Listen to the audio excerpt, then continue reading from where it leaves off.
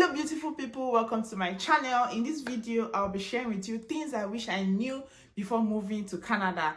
In my own case, I knew some of the things, but maybe I didn't have like a deep in-depth understanding of how it all goes down. But in this video I'll be explaining to you things I wish I knew for your own knowledge and for my own better understanding. If you're new here, thank you for stopping by. Please subscribe to my channel. If you are returning, thank you so much. Subscribe to this channel. Press the red subscribe button down below, the notification bell beside it, so you could get notified every time your girl posts a video. My name is Dami Show and I create content on lifestyle vlogs, marriage, and everything in between living in Canada. So if you're interested in this list, definitely keep on watching.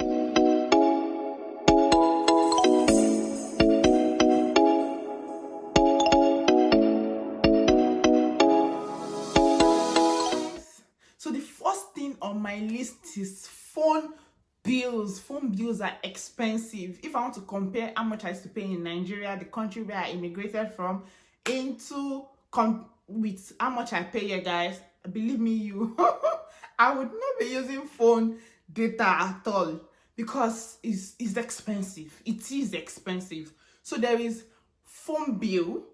Basically, that's like, apart from like if you get a phone and you have to pay for the phone, but like your regular data, internet, calling time, SMS. So call time is unlimited, SMS is also unlimited within Canada, but there are some locations that are also free. For some networks, calling the US is also free. For some network, you have a number of minutes you can call Nigeria for free. But my own data plan is that I use Kudo, and I pay, when I came into Canada, I paid $40 for 4 gig and unlimited data and SMS within Canada. And I knew within my ass that thing was not going to be enough. I knew it because when I was in Nigeria, I used to use 20 gig with MTN, and that was about 10K that I used to pay monthly. And maybe like them buy data and buy credit, maybe another 3K, give or take. Let's say I used to spend 13K in Nigeria on data and airtime, and I'm coming here and I'm spending $40. $40 seems to be like about, maybe when you do the calculation, to be around the same price with the 13K. But this one was just 4 gig. It was 4 gig and I could not believe that thing finished in like a week plus. And that's to even add that there is Wi-Fi literally everywhere you step your foot into. The malls, shops, trains. I don't know of buses, but I know of trains. So there is Wi-Fi literally everywhere you go to. Every house is connected to internet. So it's just when like that point where you step out, before maybe like in church, all those kind of places, very few places that you have to use your data. But then again, I knew it wasn't going to be enough for me. So in like a week and a half, this thing finished. So I had to upgrade. So the good thing about it is that you can upgrade in between your plan or at the end of the plan. But that in between the plan doesn't make sense because it will end up being more expensive for you. So I moved away from 40 gig for 4 gig in a month, and I moved to $60 for I think 8 or 10 gig. I can't even remember again. I'll put it right here, and that is saving me. Although I work from home and there is internet, so I don't have a problem with my data finishing again. Data is expensive. The next thing I'll talk about is the credit system in Canada. The credit system is a shocker compared to where I'm coming from.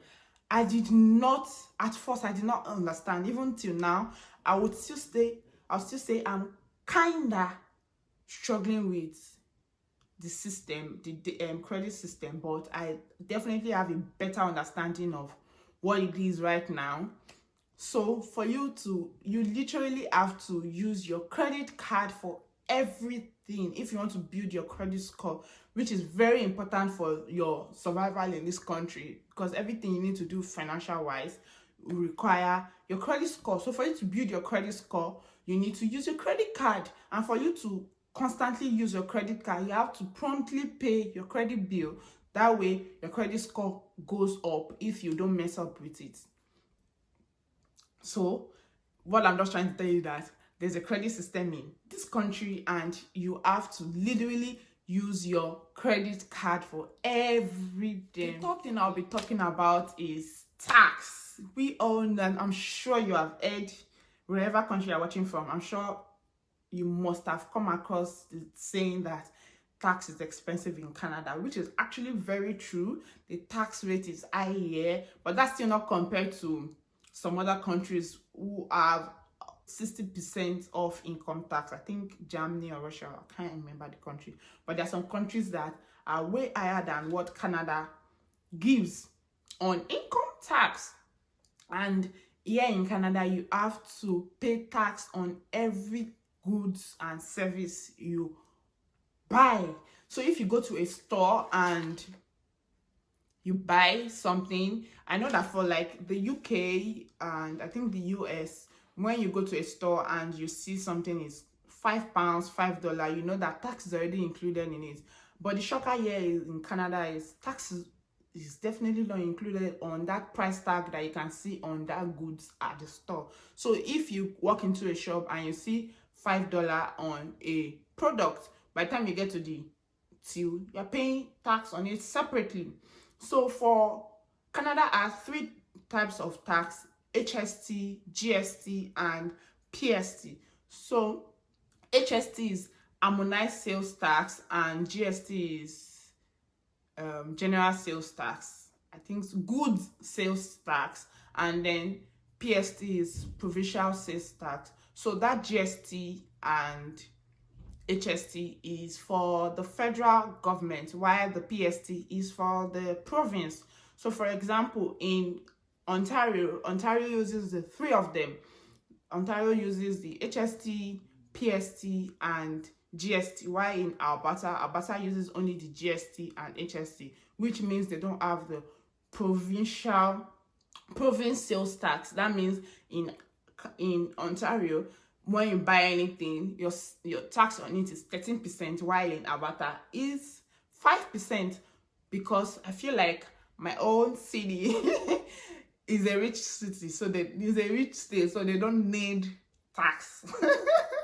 Don't mind me, I'm just kidding. And then on the income tax in Canada, your income gets taxed between 15 to 30 or 15 to 40%, which is quite on the high side. But irrespective, you still making money. The government is giving you benefits of that tax that you're removing. You're seeing what the money is doing for you. So it was a shocker for me coming from where I'm coming from, where the taxing system is 0 to none, and then coming here and you like taxes right in front of you everywhere you go. So it's crazy, but you gotta do what you gotta do, and you have to go back to your country. You get? So that's it.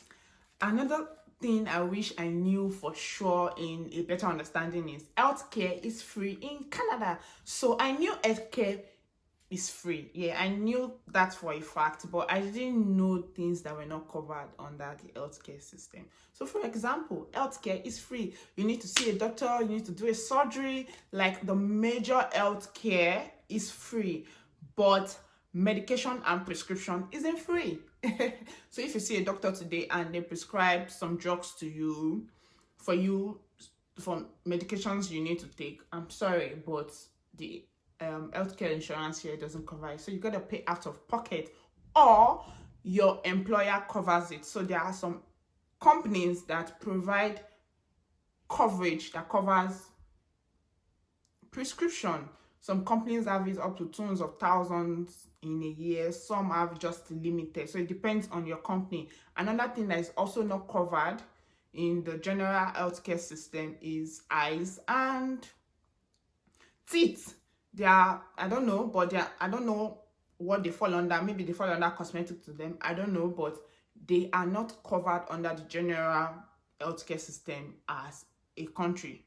Do you get? So you got to pay out of pocket for that, or your employer has an insurance that covers for that. And there's some other things that is not also covered, like you want to go for massage, you want to see a chiropractor, some things are not covered, but a whole lot is covered. And I feel like that's an amazing system for you. That's one of the places your tax goes into.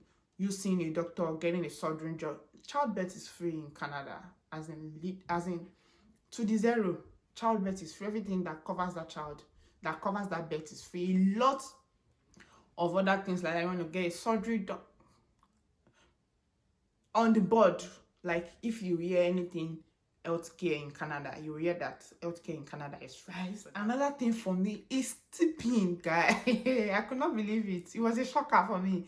There's a tipping culture here. Like you go into a restaurant, a mall, you gotta tip. It's a culture. It's not compulsory. But if you don't do it, you seem disrespectful.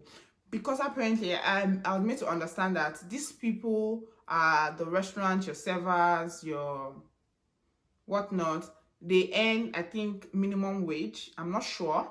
And either minimum wage or below, a little below minimum wage. So they expect that the tippers, they expect that people tip them to upgrade their income.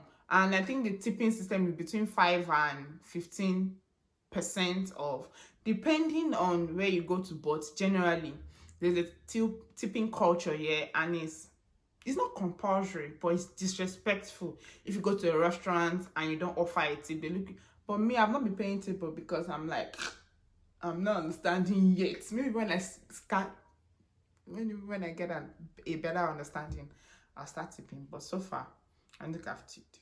I don't think so. Another thing you need to know about Canada is the small talk culture. I mean, initially I'm like, what is small talk culture? Basically, small talk culture is you gotta engage in little conversation with people. Like you walk into a store and the person is saying, hey, how are you doing? How was your day? Hope you're doing good. As in, people would ask you questions that, imagine you're never in the mood, you just want to get a cup of coffee and you get into the store and person, oh, hi, how are you doing? Hope you had a good day. And you're lost and you're like, what's happening here? I don't want to talk to you. I just want to get a cup of coffee. But that's the culture here. They engage in small talks a lot. And if you don't do it, you will feel awkward. Imagine you go into a store and the person is engaging with you and you're keeping mute. You're gonna feel weird. So that's one thing you need to understand in this country. Another thing for me that I didn't know is that you cannot take liquor in the public place. I'm like, why?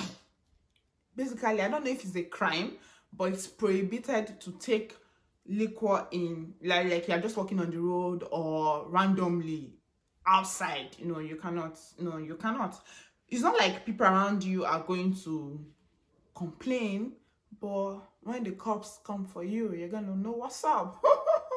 So it's not allowed, but it is allowed in Quebec or Montreal, where you can take it randomly on the road. But yeah, in every other provinces, it's not. But if you are, for example, you're in a park and you're eating, you can take your liquor because they feel like, oh, to go, but you cannot just sit down and be drinking and feeling cool by yourself. That is a multiculturalism society. What I mean is that they're literally a representative of every country in the world. In this Canada, you would see different colors and different races, ethnic groups in this Canada. I mean, because Canada is majorly an immigrant country, so you see a lot of people. And I actually understand that there was an artist that did a research, or quote unquote a research, in Toronto, Ontario, and the research was about finding someone from every country in the world living in Canada, especially in Toronto. And guess what? According to that research, this guy found every country in Toronto, not even in other parts of the country. In Toronto is like the Canada, is the Canada of Canada. So he found, that just to tell you that there are like different people in Canada, which actually makes it more exciting because you get to meet different set of people from what you're usually used to. Wherever you need to know is that vacation, if you work, vacation is 2 weeks. Yes, you see, where I'm from, vacation, we call it leave. About, depending on the company, you can have as much as 30 to 35 or 40 working days, not weekend though, working days. And then coming here and you're seeing that it's just 2 weeks vacation. They don't call it leave, they call it vacation. So it's just 2 weeks vacation you're having, although that 2 weeks depends on the company. And I believe that some companies give as much as 3 weeks vacation, which you can take together, or you can take it scattered individually. And another thing is, there is something they call sick days.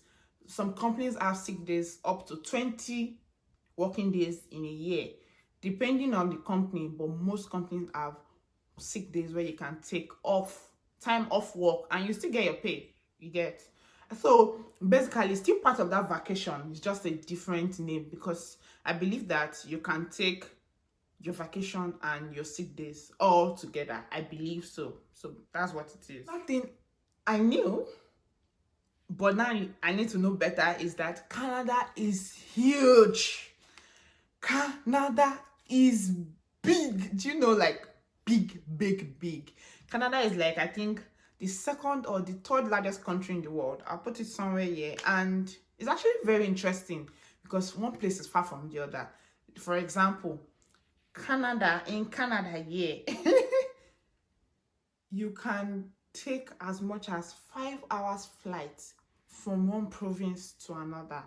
Within a province, you can drive as much as 7 hours within a province. For example, I live in Kitchener, and to go to Ottawa is the capital of Ontario. From here to that place is 5 hours drive. And 5 hours drive. And some people can go as much as 7 hours within the same Ontario. So it's actually a very big country, which brings me to the next point of transit system is poor, which is actually very understandable because, I mean, it's big, it's a big place. So there's literally little they can do to make the transit system here very fantastic. So now another thing is, now depends on where you live in the country. In the province, wherever you are, there are some places that are like populated, the transit system will be good there. Places that are like isolated, like transit system will be bad there. So if you can actually, I know of people that have lived here for years without having a car because they live in the populated environment where they have everything in their surroundings, so they don't need a car. Do you get? So, but depending on where you want to live, you need a car. Imagine me going to go and see my friend and it's an hour, 2 hours drive. That's drive. Not even when you take a train, that's not be like 3 hours. So Canada is actually very huge. It now depends on where you live, where that would determine how convenient you can find the transport system. But those are the things I wish I knew before coming to Canada. I hope you enjoyed this video. Please subscribe if you haven't subscribed and you have watched till this end. And drop a comment. I'll see you in the next one. Bye.